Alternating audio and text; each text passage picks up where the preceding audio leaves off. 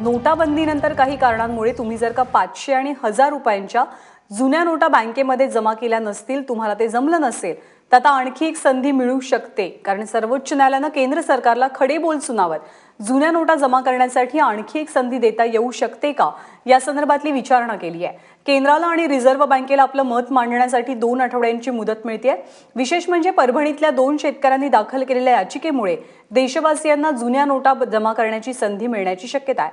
नोटाबंदीच्या काळात आयकर विभागानं अजित यादव आणि गणेश निर्मेळ या दोनही शेतकऱ्यांचे 5.5 लाख रुपये जप्त केले. 9 जानेवारीला त्यांना ही रक्कम परत मिळाली. त्यामुळे 31 डिसेंबरच्या मुदतीआधी ते आपल्या नोटा बँकेत भरू शकले नव्हते.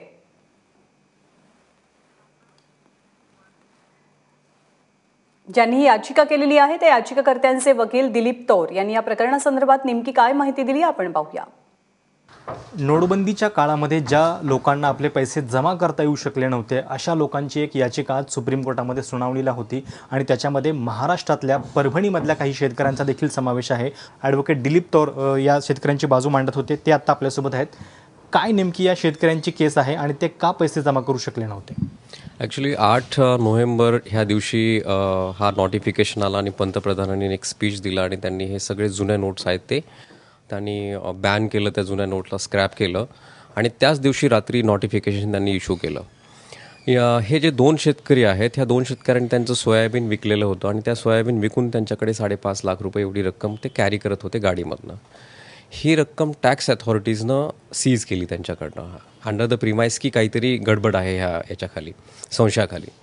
परंतु जेव्हा ह्या शेतकऱ्यांनी त्या सगळे कागदपत्र त्यांच्याकडे बिल पावत्या सगळ्या दाखवल्या आडतीच्या, त्यावेळेस त्यांच्या टॅक्स अथॉरिटीच्या लक्षात आलं की हे आपण चुकीनं पैसे घेतलेले आहेत आणि शेतकऱ्यांचेच पैसे त्यांनी ते शेतकऱ्यांना वापस दिले. हे पैसे त्यांना म्हणजे जेव्हा त्यांना परत दिले, इनफॅक्ट बाय दॅट टाईम जो टाईम दिलेला होता गव्हर्नमेंटनं पैसे डिपॉझिट करायचा तो निघून गेलेला होता. 30 डिसेंबरनंतर मिळाले. 30 डिसेंबरनंतर त्यांना मिळाले आणि हा टाईम निघून गेलेला होता. रिझर्व्ह बँक ऑफ इंडियानं त्यांना 30 डिसेंबरचं एक नोटिफिकेशन दाखवलं आणि असं सांगितलं की 30 डिसेंबरला नवीन गव्हर्नमेंटनं नोटिफिकेशन काढलेलं आहे आणि ज्या लोकांना पैसे द्यायचे राहिलेले आहेत ह्या लोकांच्या कॅटेगरीमध्ये फक्त आता जे लोक त्या कालावधीत देशाच्या बाहेर होते ह्याच लोकांना त्यांनी परमिशन दिलेली आहे. त्यामुळे हे आम्ही तुम्हाला मान्य करणार, आम्ही परमिशन तुम्हाला देत नाहीत असं ते म्हटले.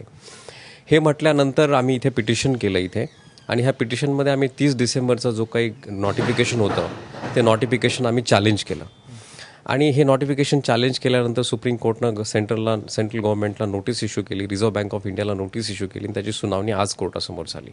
ओके, आज जी सुनावणी झाली त्याच्यामध्ये कोर्टाने नेमकं काय म्हटलेलं आहे आणि सरकारला कशा शब्दामध्ये खडसावलेलं? आजच्या सुनावणीमध्ये खरं तर पहिलं जे नोटिफिकेशन आहे नोव्हेंबरचं आणि नंतरचं जे नोटिफिकेशन आहे याच्यामध्ये सरकारने कशा पद्धतीनं क्लॉज नंबर 9 कशा पद्धतीनं त्यांनी चलाखीनं बदलला हे कोर्टासमोर मांडण्यात आलं आणि हे कोर्टाला पटलं आणि याला कुठलंही उत्तर गव्हर्नमेंटकडे नव्हतं. त्यामुळे सरकारने त्यांना असा प्रश्न केला की असे कितीतरी असंख्य लोक असतील की त्यांची ही जी काही त्यांनी खऱ्या अर्थाने कमाई करून केलेले जे पैसे असतील हे तुम्ही डिपॉझिट करायला असे किती लोकांना तुम्ही याच्यापासून हे करू शकाल आणि हे चुकीचं आहे. आणि तुम्ही त्यांच्याकडनं पैसे डिपॉझिट करून घ्या आणि जर त्यांचे पैसे करप्ट असतील, ब्लॅक मनी असेल तर तो पुढचा प्रश्न झाला टॅक्स अथॉरिटीला चेक करायचा. आणि एवढंही त्यांना सांगितलं की जर तुम्ही आम्हाला ठोसपणे याच्यावर तुम्ही ही विंडो जी आहे विंडो पिरियड ओपन करणार की नाही हे जर तुम्ही आम्हाला सांगितलं नाही तर आम्ही हे जे 30 डिसेंबरचं नोटिफिकेशन आहे हे आम्ही सेट असाईड करू, आम्ही हे रद्दबातल करू. आणि त्यांनी सेंट्रल गव्हर्नमेंटला 18 जुलैपर्यंतचा वेळ दिला आहे.